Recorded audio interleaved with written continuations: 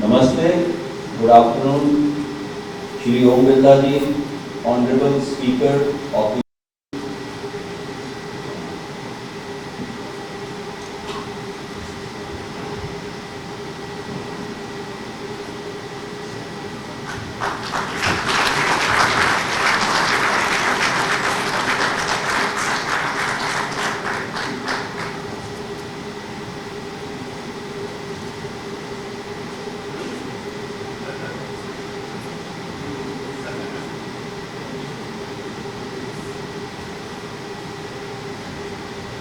Saraswati Vandana serves as a beautiful and timeless expression of devotion to the goddess Saraswati and the pursuit of knowledge and creativity.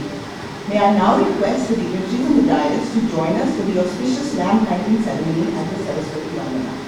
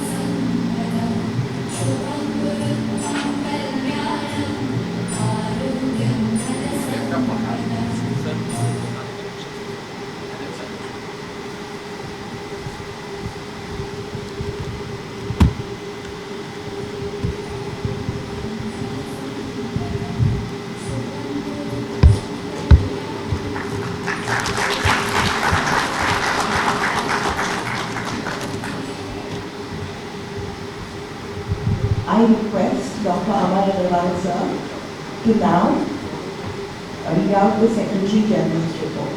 Sir.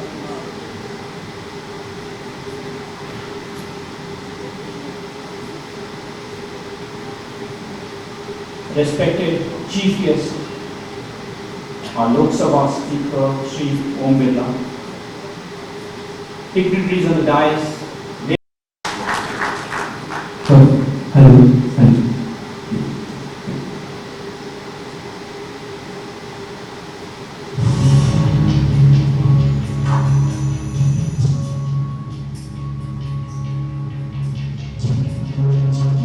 you.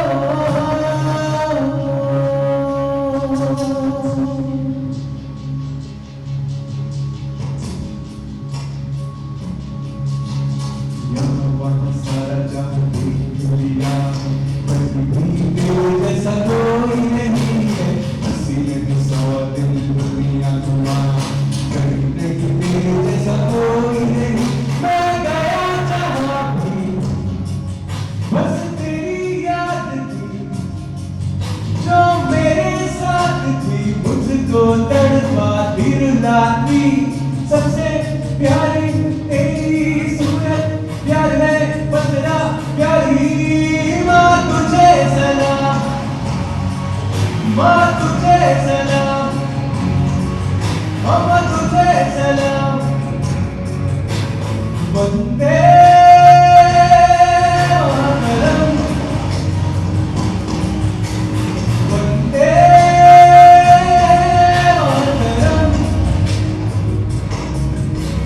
Vande Mataram Vande Mataram Vande Mataram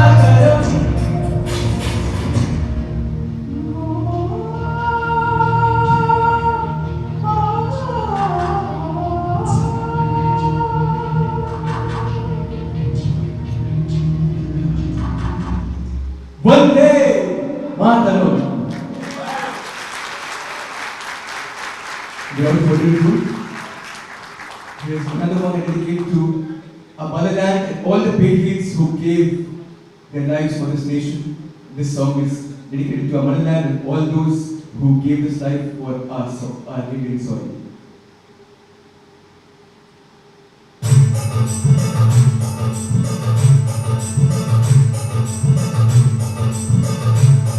मेरा रंग दे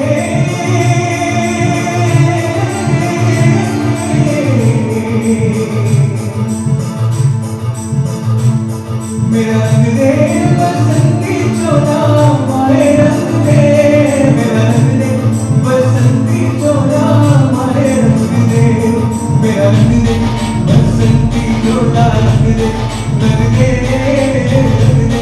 बसंती चोला मारे रंग दे मेरा रंग दे बसंती चोला मारे रंग दे मेरा रंग दे बसंती चोला मारे रंग दे मेरा रंग दे बसंती चोला रंग दे बसंती चोला मारे रंग दे मेरा रंग दे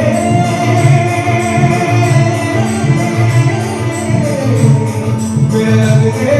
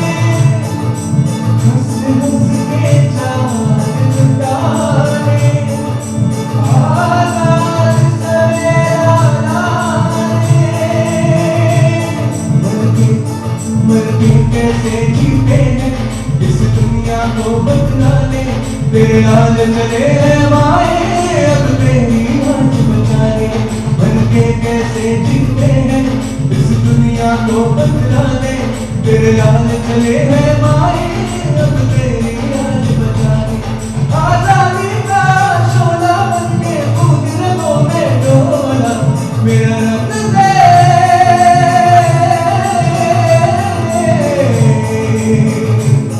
मेरा रंग दे बसंती चोला मारे रंग दे मेरा रंग दे बसंती चोला मारे रंग दे मेरा रंग दे बसंती चोला रंग दे बसंती चोला मारे रंग दे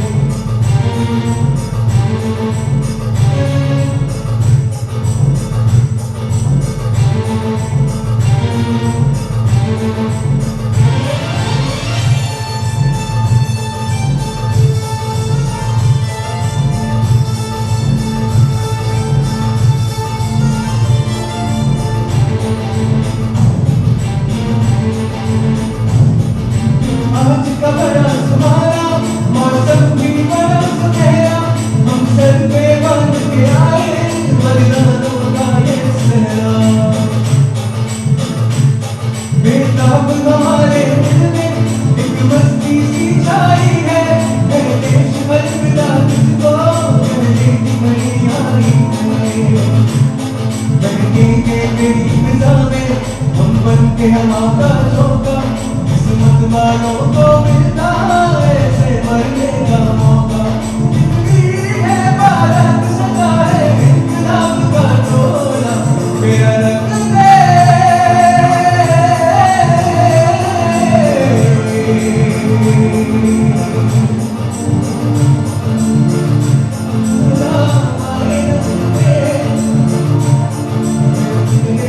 बसंती चोला मारे रंग दे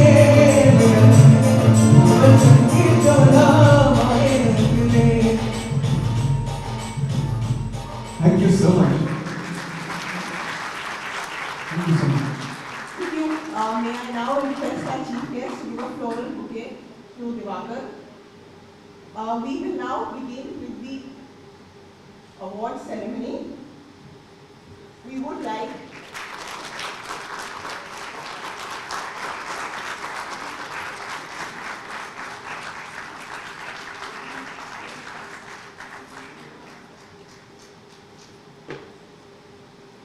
We begin the award ceremony by honoring our international guests who have contributed significantly on the global stage in the world of ophthalmology. May I request our chief guest, sir, and the dignitaries in the dais to do the same. I'd like to invite first Dr. Brian Schwam from the United States of America to receive the Golden Badge of Honor.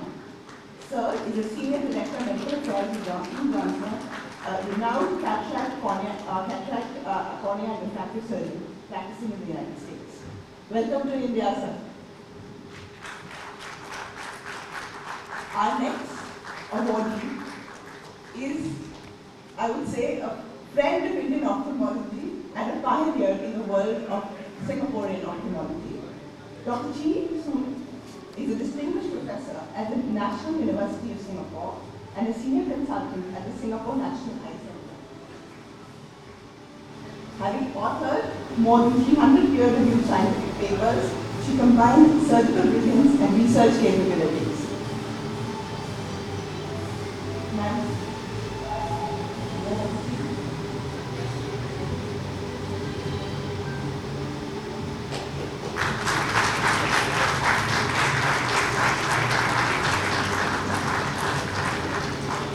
Dr. Chee receives the Honor Plaque, the IRSI Honor Plaque. Our next international faculty is Dr. Jyotirmay Mehta, who receives the IRSI Honor Plaque. He is the head and senior consultant of cornea, cataract, and external eye disease at Singapore National Eye Centre. Having received more than 50 awards, he continues to devote himself to the clinical practice of cornea and refractive surgery, training surgeons across the world.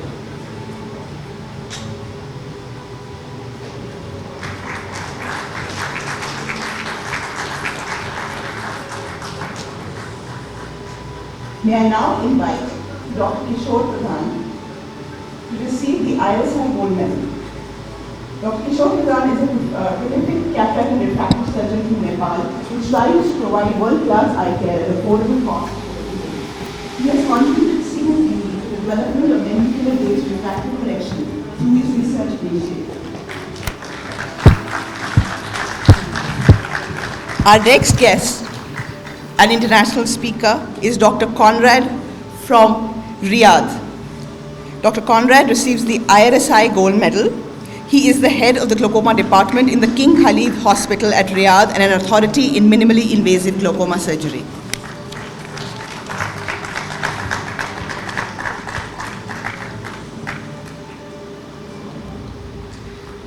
May I now invite Mr. Christoph Wonwiller, an industry leader, the president of Johnson & Johnson Vision, APAC. We are proud to honor you with the IRSI Distinguished Service Award. Johnson & Johnson, one of the industry leaders in ophthalmology, pioneers cutting-edge technology to bring the best to surgeons and patients.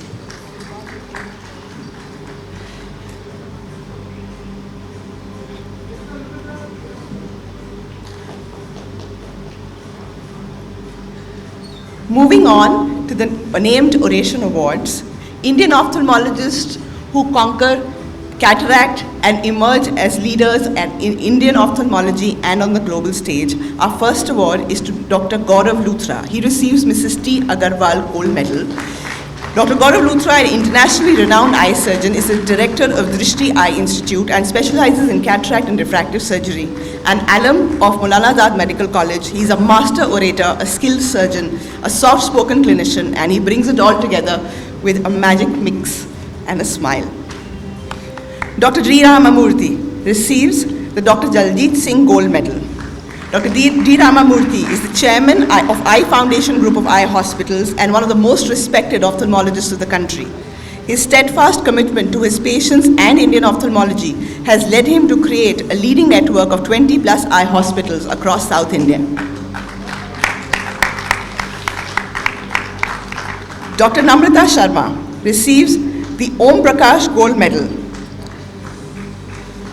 Professor at RP Center AIIMS, Dr. Namrata can only be described as a powerhouse. Listed amongst the top women ophthalmologists across the world, she continues to serve Indian ophthalmology through her various roles at AIOS, DOS, Eye Bank Association of India, ISCRIS, all along treating patients with most complex corneal disorders and training the ophthalmologists of the future. Dr. Harpriya Arvind receives the Subodh Agarwal Gold Medal. Dr. Harpriya is the head of cataract and refractive surgery, cataract and IOL services at Arvind Eye Hospital, Chennai, and has previously headed the Arvind Eye Hospital, Madurai Cataract Wing, perhaps the highest volume institute for cataract surgery across the world. We move on to the IRSI gold medals in alphabetical order. May I invite Dr. Anant D., Assistant Medical Director at Lotus Eye Hospital, Coimbatore. Dr. Anant is a senior phaco-refractive surgeon, having performed more than 50,000 surgeries. I now invite Dr. Elena Kumar to receive the IRSI Gold Medal, an RPC alumni and a renowned retina surgeon from Bangalore. Dr. Ellen is a joint treasurer at AIOS. Next, we like to award Dr. G.S. Dhami, a pioneer in cataract and refractive surgery. He was the first to begin cataract and refractive surgery in the state of Punjab.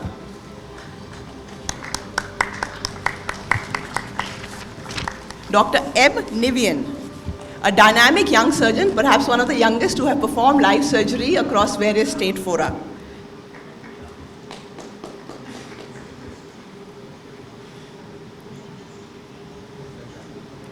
Dr. Naren Shetty, co-chairman at Narayan Nethralaya, again one of the most dynamic surgeons of our country, a master artist of cataract. Dr. Paresh Vaidya, a leading cataract and refractive surgeon from Surat with a melodious voice, a kind and caring heart, and a loved leader at Center for Sight Surat. Dr. Praful Maharana, a faculty at RP Center AIIMS. Dr. Praful is a dedicated clinician, an approachable teacher, and a devoted academician. Dr. Ravi Ranjan, from practicing in rural Bihar, contributing to the health of Bihar. His award is being received by Dr. Satyajit Sinha. An industry award goes to Mr. Shyam Anand, who leads Epsilon, a company that provides highest quality instruments to surgeons. Our last award is perhaps the most fitting for the theme that we have today. Dr. Harminder Dua receives the J. Agarwal Global Icon Award. Born in Jalandhar, he is the chair and professor of ophthalmology at the University of Nottingham, appointed the commander of the Order of the British Empire and Sheriff of Nottingham. I think he represents India on the global stage and a befitting award of being the global icon. A master innovator, having discovered the Dua's lair, he embodies the spirit of this conference, the culture of innovation.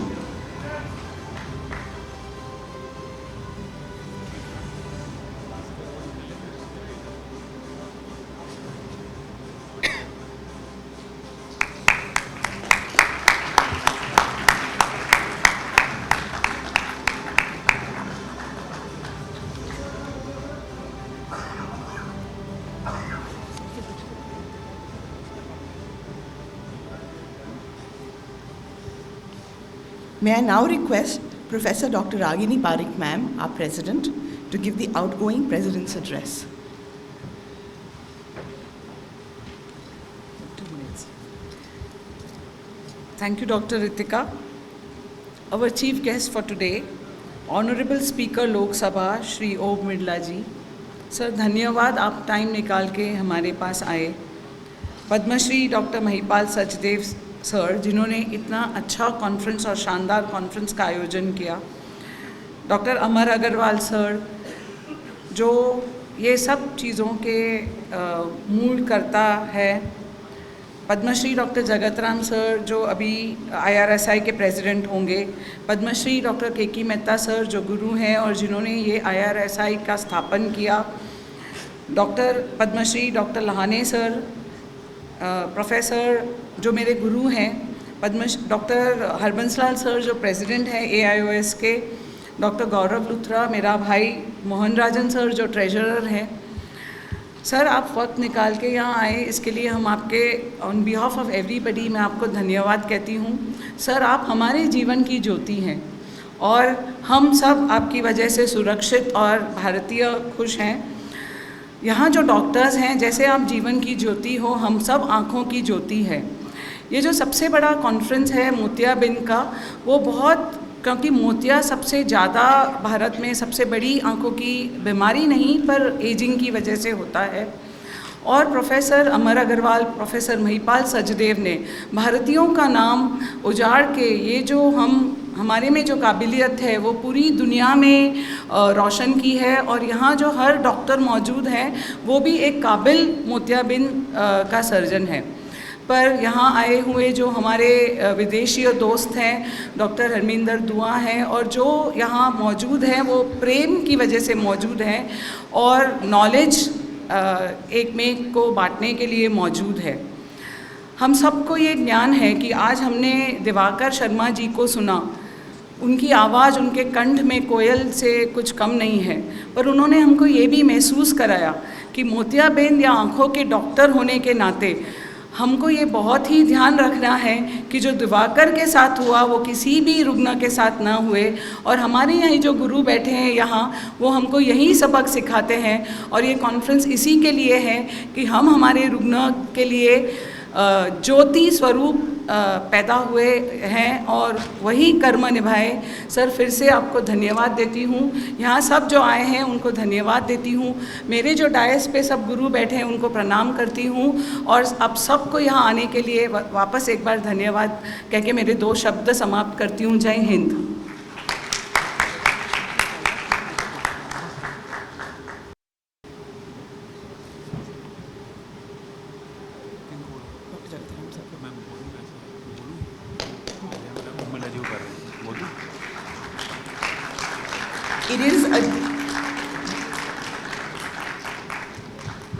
It is a distinct honor and privilege to introduce our esteemed chief guest for today, Shri Om Birla Ji, who is a prominent and accomplished political figure in India and currently holds the prestigious position of Speaker of the Lok Sabha. Shri Om Birla's journey in politics has been marked by dedication to the devotees, he has been an advocate for democracy, good governance and the welfare of people throughout his illustrious career. We are truly honored to have him as our chief guest today. Sir, please enlighten us with your and thank you once again for joining us on the stage for Indian Ophthalmology. IIRSI की annual conference में आज हमारे बीच में देश के जाने माने नेत्र विशेषज्ञ जिन्होंने नए इनोवेशन किए, नए रिसर्च किए,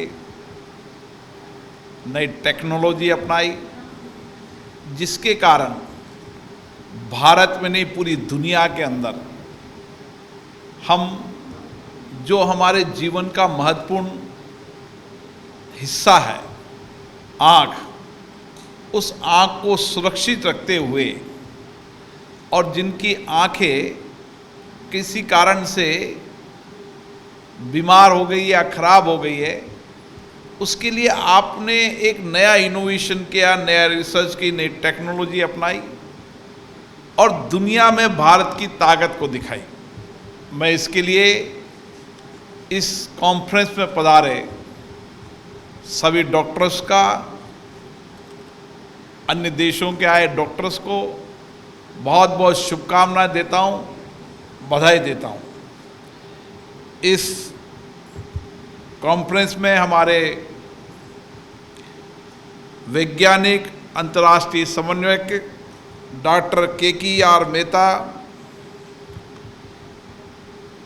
इस एसोसिएशन के अध्यक्ष डॉक्टर गौरव गुप्ता जी, डॉक्टर जगत राम जी, डॉक्टर अमर अग्रवाल जी, डॉक्टर महिपाल सचदेव जी, डॉक्टर रागनी पारेख जी, doctor Harbansh Lal ji, doctor TP लवाने, doctor Mohan Rajan ji और सभी पदाधिकारी जिन्होंने इस संस्था में अपना योगदान देकर 4 दशक से भी ज़्यादा तक आपस में चर्चा, संवाद, नई टेक्नोलॉजी, अनुभव, अपने अपने रिसर्च को साझा करने का काम किया। दुनिया में जब लोग बात करते हैं लोकतंत्र की, तो हम कहते हैं कि भारत लोकतंत्र की जननी है। हम भारत को लोकतंत्र की जननी इसलिए कहते हैं कि वैदिक काल से अब कितना भी समय गुजर गया हो, हमने देखा कि भारत की परंपराओं में, भारत की विचार में, भारत के कार्यों में हमेशा लोकतंत्र रहा है। और इसीलिए लोकतंत्र एक ऐसी ताकत है जहां विचारों का आदान प्रदान होता है, अनुभवों का आदान प्रदान होता है, नई टेक्नोलॉजी का आदान प्रदान होता है, नए इनोवेशन का आदान प्रदान होता है, और उससे जो ज्ञान प्राप्त होता है उससे एक नई दिशा बनती है। ये कॉन्फ्रेंस करने का भी हमारा उद्देश्य सही है कि देश और विदेश से आए सभी डॉक्टर एक जगह बैठकर अपने अपने अनुभव, अपने अपने विचार, नई टेक्नोलॉजी, नए रिसर्च, नए वैज्ञानिक अनुभव को साझा करते हैं और उससे सीखते हैं और फिर उसको रिसर्च कर नई टेक्नोलॉजी के माध्यम से देश की जनता और समाज के कल्याण के लिए योगदान देते हैं। इसीलिए मैं आप सबको विशेष रूप से बहुत बहुत साधुवाद देता हूं कि यहाँ पर जितने भी नेत्र विशेषज्ञ आए हैं, जितने भी शोधकर्ता आए हैं, जितने भी ट्रेनिंग के लिए, सीखने के लिए आए हैं, उन्होंने बहुत मानव पुण्य और बहुत बड़ी सेवा का काम किया है। हम राजनीति, सामाजिक सेवा में काम करते हैं। आपको पता भी नहीं चलता होगा कि आपने कितने बड़े पुण्य का काम किया, कितना बड़ी मानवीय सेवा का काम किया, कि दूर दराज के गांव में बैठा व्यक्ति अगर आप लोग उसके गांव तक, ढानी तक, उसके घर तक पहुंच कर उसको जागरूक नहीं करते, उसको अपने आंखों के बारे में जानकारी नहीं देते, तो शायद वो अज्ञानतावश जब उसकी आंखें की रोशनी चली जाती, जब वो डॉक्टर्स के पास आता। लेकिन आपने दूर दराज के गांव के अंदर जाकर कैंप कर लोगों की जानकारी देकर और उनकी आंखों की रोशनी बचाने का पुण्य काम किया। मुझे खुशी है कि आपकी संस्था ने 4 दशक तक एक नए इनोवेशन, नए रिसर्च और नई विज्ञान टेक्नोलॉजी का जो कार्य किया और उसके प्रयास के परिणाम अभी आने लगे हैं। क्योंकि मैं घर पर डॉक्टर महिपाल सचदेवा जी आने के पहले मेरी दोनों बेटियों के भी चश्मा उतरा था, तो मैं घर पे चर्चा करता था, इस टेक्नोलॉजी का उपयोग कर रहे हो, इसके क्या परिणाम होंगे, अच्छे परिणाम होंगे, बुरे परिणाम होंगे।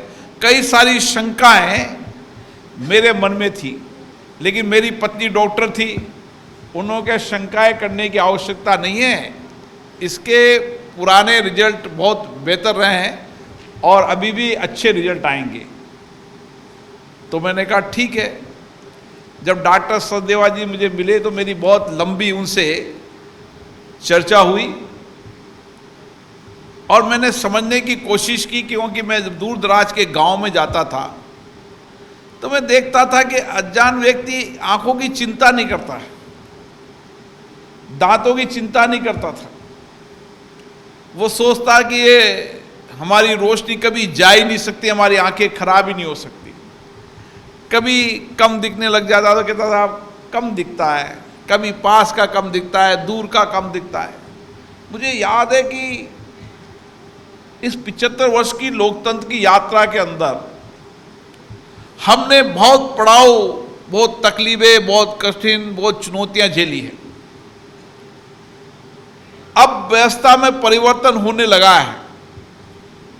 कुछ गांव का व्यक्ति भी समझने लगा है कि मेरी आंखों की रोशनी चलने जाए तो मोतियाबिंद में समझने लगा है, तो डॉक्टर के पास जाने लगा है। लेकिन मेरे पास कई ऐसे एग्जाम हैं, जब इसी तरीके से जो आपका नेत्र डे होता है उस समय एक डॉक्टर के पास, एक डॉक्टर ने साहब ने मुझे कार्यक्रम में बुलाया। मैंने सामान्य रूप से सब लोगों से चर्चा कर रहा था, तो एक बुजुर्ग, मैंने कहा क्या हुआ? उन्होंने कि मुझे आंखों से कम दिखने लगा था, तो मेरा बेटा डॉक्टर है, तो मैंने उससे कहा बेटा जरा आ जाओ, मुझे डॉक्टर के पास दिखाओ। डॉक्टर ने कहा कि अगर इसको हम 15 दिन बाद आते तो उसकी आंखों की रोशनी चली जाती।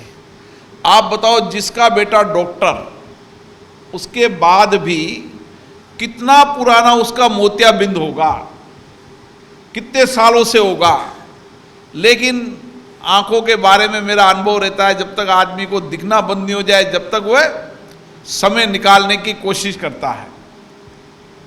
लेकिन आपने एक बहुत अच्छे प्रयास किए।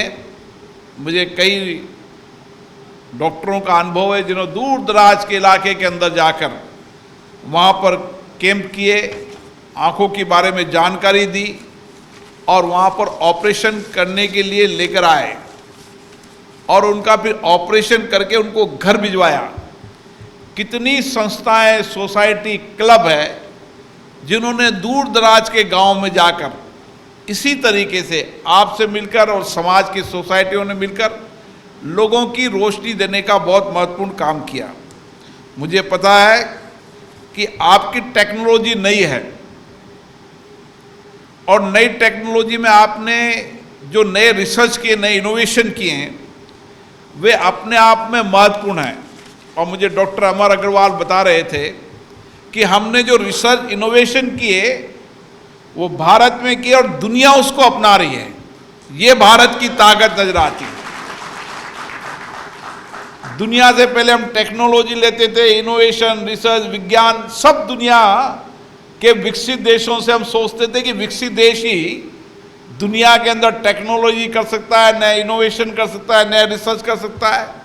लेकिन भारत का डॉक्टर भी नए इनोवेशन, नए रिसर्च, नई टेक्निक, क्योंकि संसाधन कम होने के बाद भी उसने साबित किया है।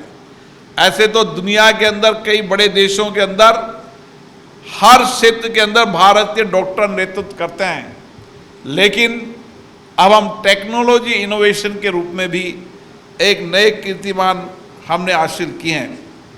मोतियाबिंद के अलावा मायोपिया, ऐसी कई सारी जो बीमारियां थी वो हम सब के लिए चिंता के विषय थी।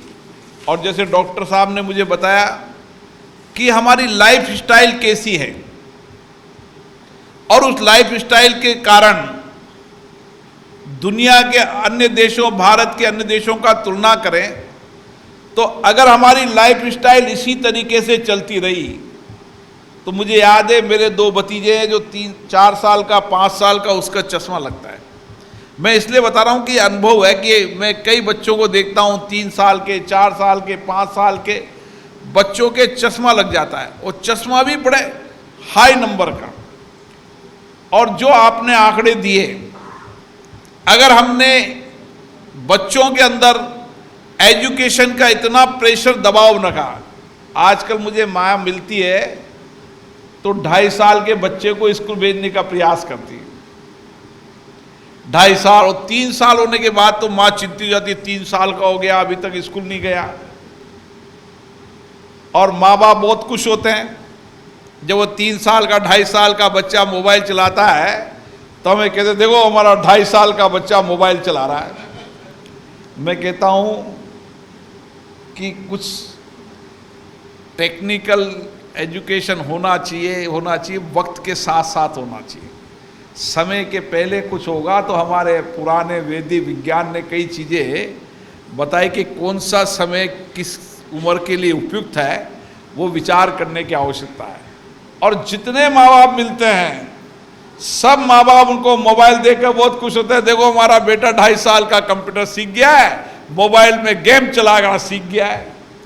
अब वो गेम चलाना सीखेगा तो उसके 2.5 साल में चश्मा ही लगना और कोई दिक्कत नहीं, 5 साल में लग जाना है, 6 साल में लग जाना है। एक मुझे बहुत बड़े नेता मिले, मैंने कहा कि आप बहुत काम करते हो। हाँ साहब मैं बहुत काम करता हूँ। मैंने कहा क्या करते हो? मोबाइल पे मैं इतना काम करता हूँ। मैंने कहा मोबाइल का टाइम कितना यूज करते हो? तो बड़े गर्व से बोले पार्लियामेंट में कि साहब मेरे मोबाइल का टाइम देखो, मेरे मोबाइल का टाइम है ना 14-15 घंटे। मैंने बहुत बढ़िया है। मैंने कहा और सब ठीक चला? अजी साहब आँख में गड़बड़ होगी तो अमेरिका के लिए इलाज कराने जा रहा हूँ। अब 15 घंटे मोबाइल पे काम करेंगे तो अमेरिका क्या दुनिया में चलाए जाएंगे, वो इलाज तो ठीक हो नहीं सकता। मैंने कहा इसके आवर्स कम करने की कोशिश करो, जब जाकर आप ठीक होंगे। इसमें कोई गर्व नहीं कि आप 15 घंटे मोबाइल पे काम करते हो। ये सामान्य ज्ञान भी इतना ही मानवीय जीवन में आवश्यकता है। मैं दंग रह गया जब आपने आंकड़ा दिया है कि 60% बच्चों पर 3, 4, 5 साल के अंदर चश्मा लग जाता है। भारत के अंदर यह आंकड़ा 25% है। और हमने नए बच्चों में ऐसे ही कहा कि मेरा बेटा 2.5 साल में मोबाइल चलता है, तो आंकड़ा 50-60 पर पहुंचना ही पहुंचना है, इसको कोई रोकने वाला नहीं है। इसलिए इस कॉन्फ्रेंस की हर बात, हर वाक्य समाज के अंतिम व्यक्ति तक पहुंचना चाहिए। उसकी जानकारी, जो जानकारी के अभाव में है, उनको ठीक से जानकारी कि आंखों की रोशनी के लिए आपको क्या क्या चीजें जानकारी रखना चाहिए। ये आपकी बहुत बड़ी जिम्मेदारी है। समाज को जागरूक करना, समाज को सही दिशा देना, आपके अनुभव विचारों को समाज के अंतिम व्यक्ति तक पहुंचाना। हमारे पास टेक्नोलॉजी का उपयोग हो, लेकिन उस टेक्नोलॉजी का उपयोग के बेहतर करें, लेकिन उस टेक्नोलॉजी के अंदर जो जो अपन ने बेहतर उपयोग किए उसकी जानकारी समाज को मिले। और सोशल मीडिया प्लेटफॉर्म पर आपके कॉन्फ्रेंस के जो अनुभव हैं, विचार हैं, जिससे समाज में एक व्यापक परिवर्तन आ सकता है, वह भी हमें काम करने की आवश्यकता है। क्योंकि हमने कॉन्फ्रेंस किए, अपने विचारों का आदान प्रदान किया, बेस्ट किया, लेकिन इसके साथ बहुत सारी चीज़ें हैं जो मुझे पता है कि अभी डॉक्टर साहब ने मुझे बताया कि कई सारी सर्जरियाँ, कई सारी उत्कृष्ट कौशल ज्ञान के साथ हम नई चीज़ें पहुंचा रहे हैं। लेकिन इसके साथ मेरा अनुभव है कि भारत के अंदर नेत्र विशेषज्ञों की सेवाएं जो विभिन्न दृष्टि से बेहतर होती जा रही है। हम नेत्र रोग प्रबंधन में, रेटिना के अंदर और कई अनुसंधानों में, रिसर्च में, लेजिक विजन सर्जरी के अंदर, ऐसी कई चीज़ों के अंदर हम आगे बढ़ रहे हैं।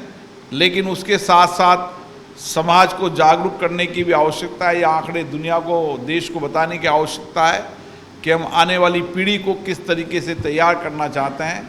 और मैंने तो डॉक्टर साहब से ये कहा कि हमारा सपना तो ये होना चाहिए कि हमारे दिवाकर ने जब गाना गा रहा था तो उसकी आंखों की रोशनी थी।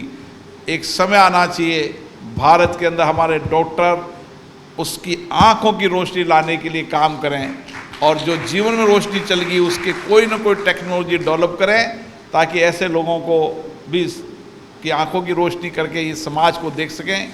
ये बहुत बड़ी चुनौती है, लेकिन हर चुनौतियों का समाधान हमने निकाला है, आप लोगों ने निकाला है, और हर चुनौतियों का समाधान आप निकालेंगे, यही हमारा संकल्प होना चाहिए। आप सबको बहुत बहुत धन्यवाद।